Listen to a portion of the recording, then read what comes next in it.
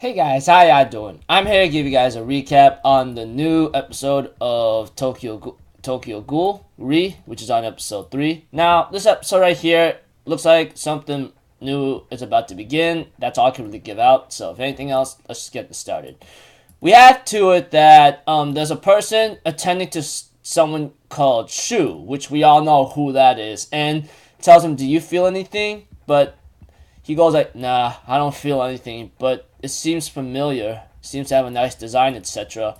And it looks like it's those boxes whatsoever, which is later revealed later in the episode that this person who's attending to Shu most of the time is the one who asked for Heise's boxer shorts. It is revealed later in the episode. Just want to get that out of the way because that person that's the camera girl or newspaper girl, whatever she is or something, ends up having to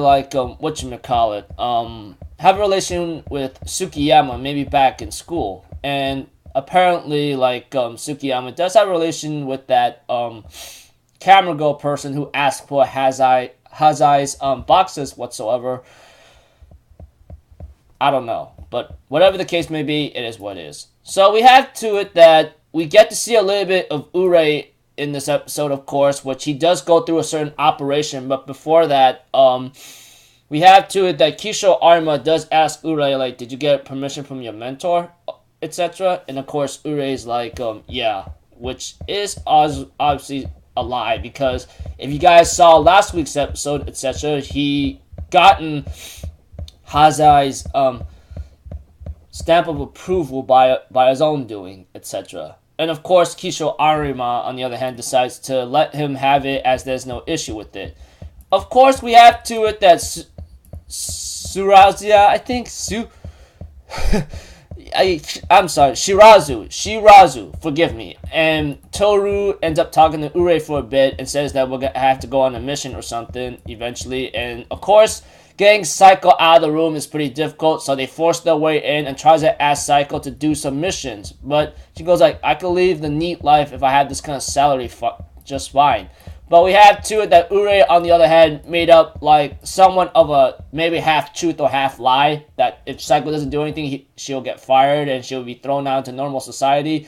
But he didn't reveal the fact that that Quinces like her gets like some kind of like benefit when they retire, etc. But Saiko, on the other hand, kind of took the bait anyway and decided to go with it and logs out of a game and will try to wake up the next morning. But apparently, next morning, it was just hilarious because, Saiko did not wake up in time, and Shirazu does come in later when Suzuya took the candy from Haze himself to go to greet him, etc. Saiko just wake up, well, she was forced to wake up, or was carried by Shirazu to go attend the meeting.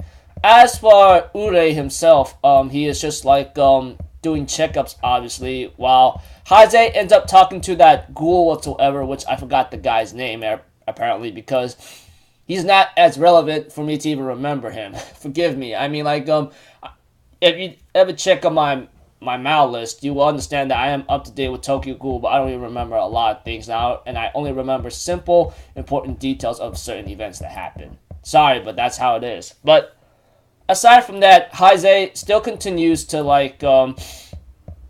help out the squad, and apparently he tells the squad that they're gonna dress up as women because we get to know and an information in their meeting is that this Nutcracker or this other girl has an interest in young women apparently, and etc.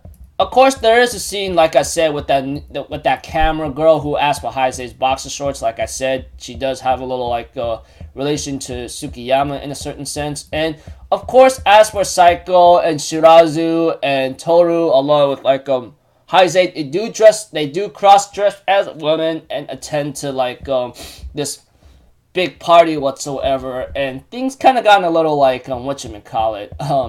a little strange to a point where that Shirazu's trying to go for it while Toru is kind of embarrassed a bit or just very concerned. As for Saiko, she's not really doing much but goof off like a fool as usual, and it's just funny here and there. As the usual, though, there are two people who are focused on Heisei in the party, which those two, I believe, if I remember correctly, are not to be undermined, because they saw through Heisei's like disguise, obviously, and goes like, why is he like here and there and so forth.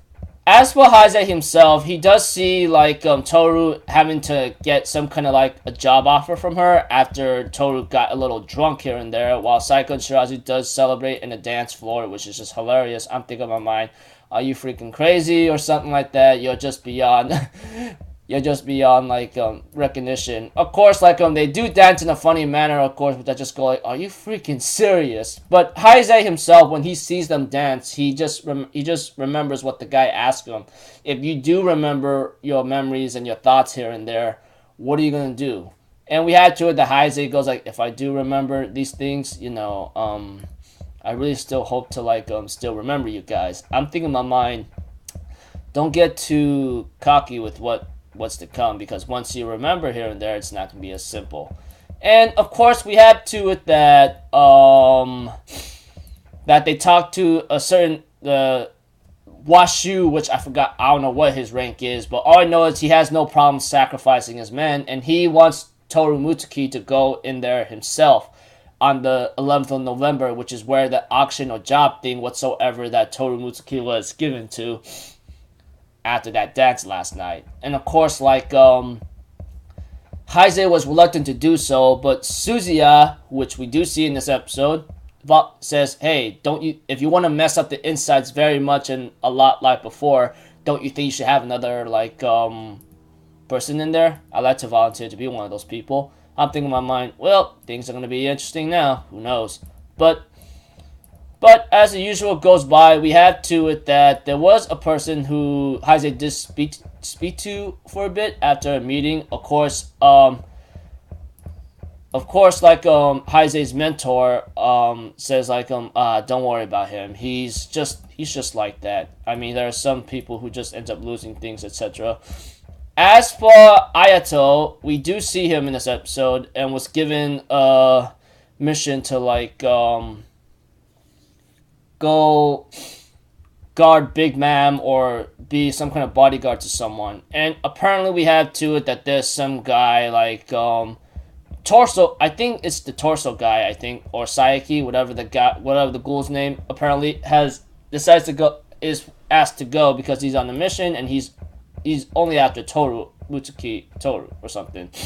And we had to it that throughout the days before the operation on November 11th, which is where Toru Mitsuki will be heading to as well, is going to start. Heisei was training his crew members with the exception of Ure, who's apparently just painting or something, which I just don't understand. But aside from that, they get ready to start the operation with Suzuya and Toru Mitsuki into the auction whatsoever and gets ready to start their operation. Preview of next episode. It looks like things are about to get messed up now. Don't know what's really bound to happen, but one thing for sure, it's going to be a little hectic. Honestly, even though I may be a manga reader, etc., up to date with all the Tokyo Ghoul etc., I just don't know if they're really adapting this right, honestly. I mean, I haven't dived into it too much lately, but it seems that to me there are some things that I believe are missing. Don't really know if that is the case, but I always have a friend to help me out with that. So if anything else, like I'll see you guys in my next video. So I'm off for Zero, people. Have a good day, and I'll see you guys next time, right? Peace out. Bye-bye. Toot-toot-toot!